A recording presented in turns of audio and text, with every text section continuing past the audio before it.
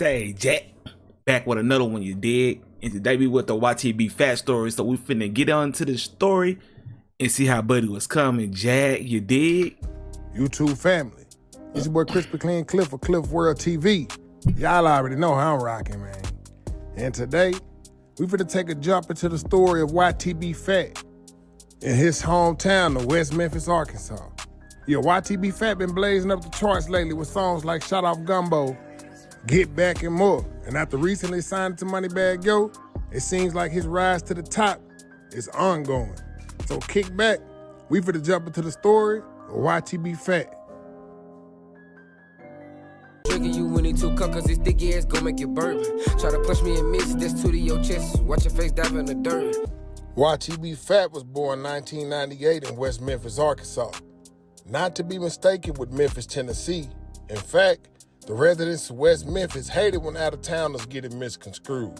That shit like 30 minutes away. West Memphis, Tennessee used to shade West Memphis, Arkansas, but nothing really divides the two but a couple miles in the bridge. 30 minutes away, bro. Growing up in West Memphis, Arkansas, you'll find that most kids jump off the porch at an early age.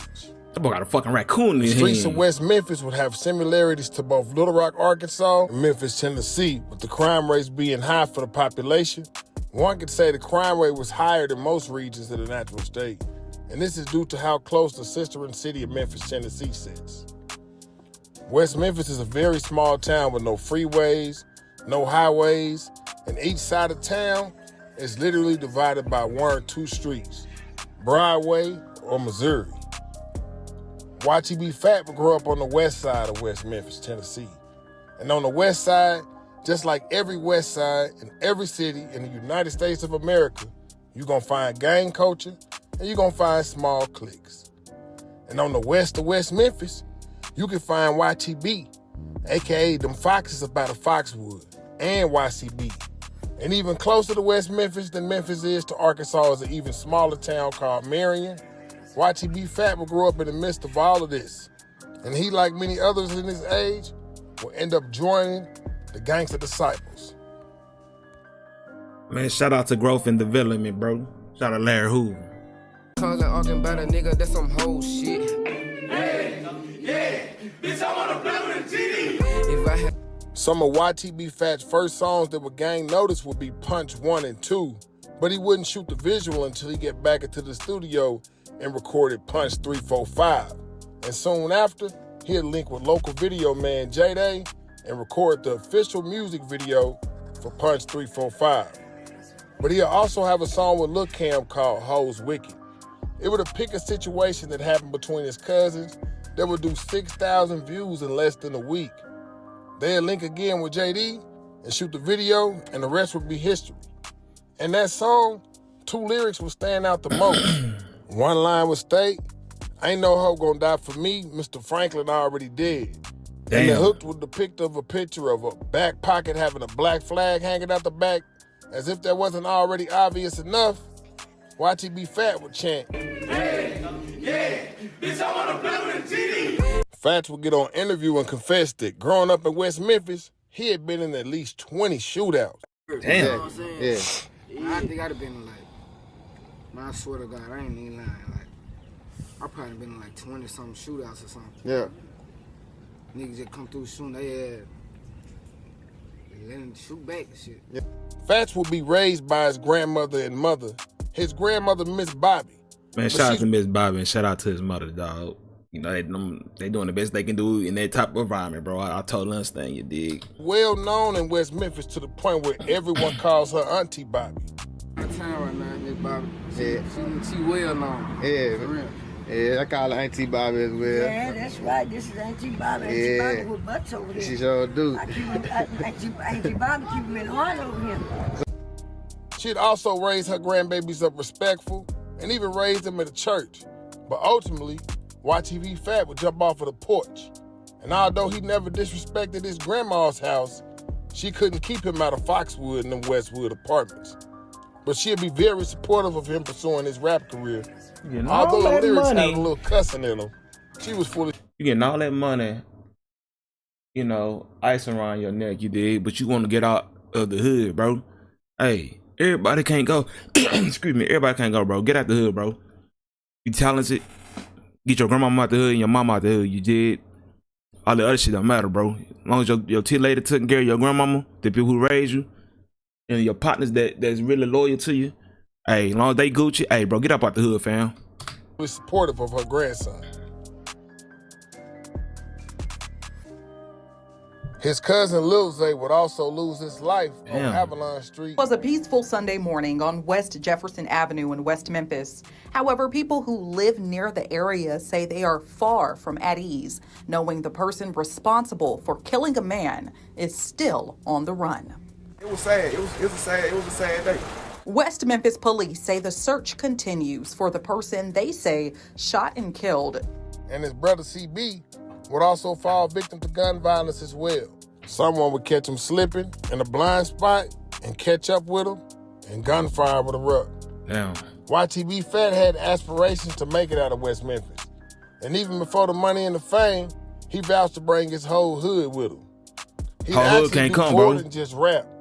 He'd do comedy skits in high school, put them on IG, YouTube, and Facebook. He'd also do dance videos too. It was like, no matter what he was going to get himself into, he was trying to make it by any means necessary. In the beginning, YTB Fatt was only charging $35 for a feature and $10 if you wanted to shoot the song with the feature.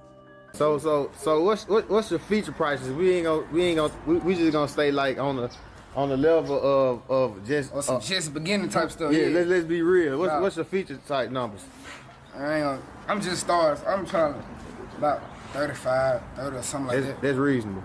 That's real. Exactly. Charge too much. That's reasonable. You know what I'm saying? $35. I'm just gonna be real. If a person can't pay you $35 of your product, you got good product. I mean, hey. Then I'm gonna kill the song. Exactly. I ain't trying to get the big hit. Exactly. You know, you got. But sometimes you gotta think big, and at the same time you gotta be humble at the same time. But you know, like $35 really a small fee. That really is. You know, people paying $10 for a gram and.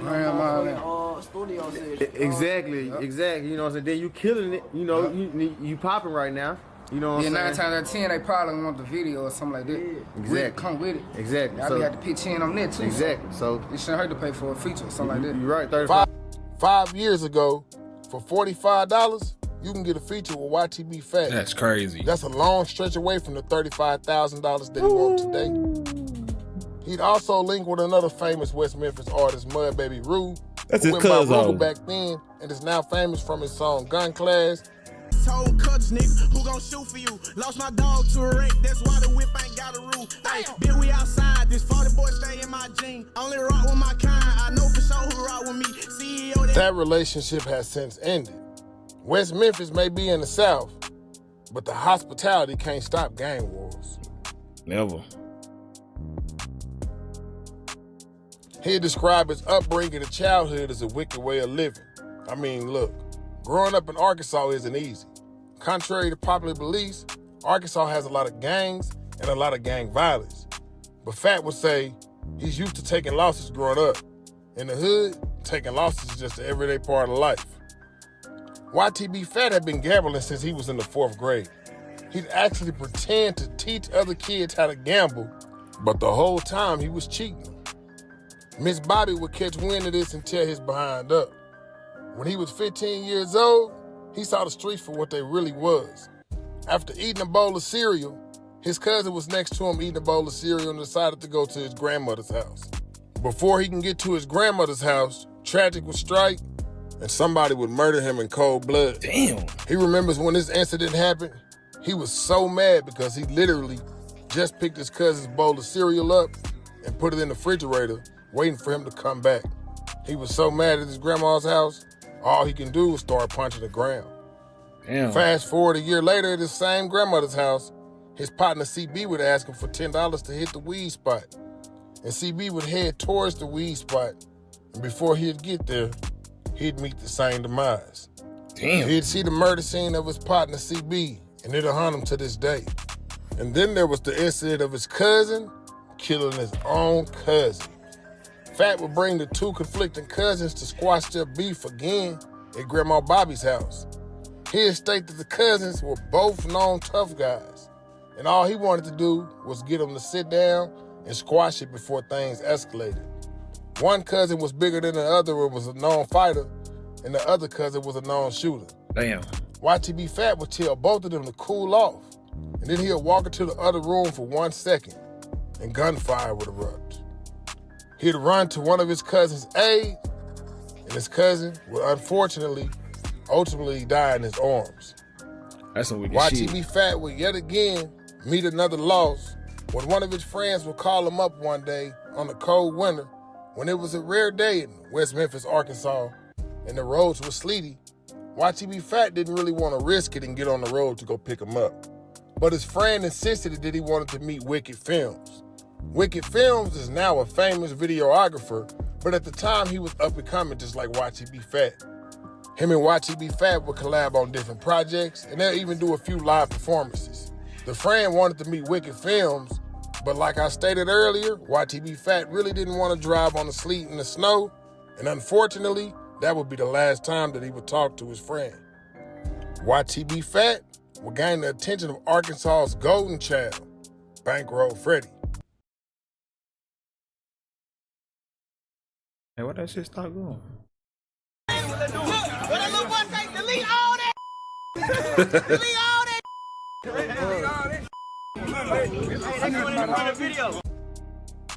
Bankroll Freddie, just a couple of years prior, Shout out to had Bankroll just signed Freddie. the deal with QC and was already taking off with songs like Rich Off Grass and Drip Like This.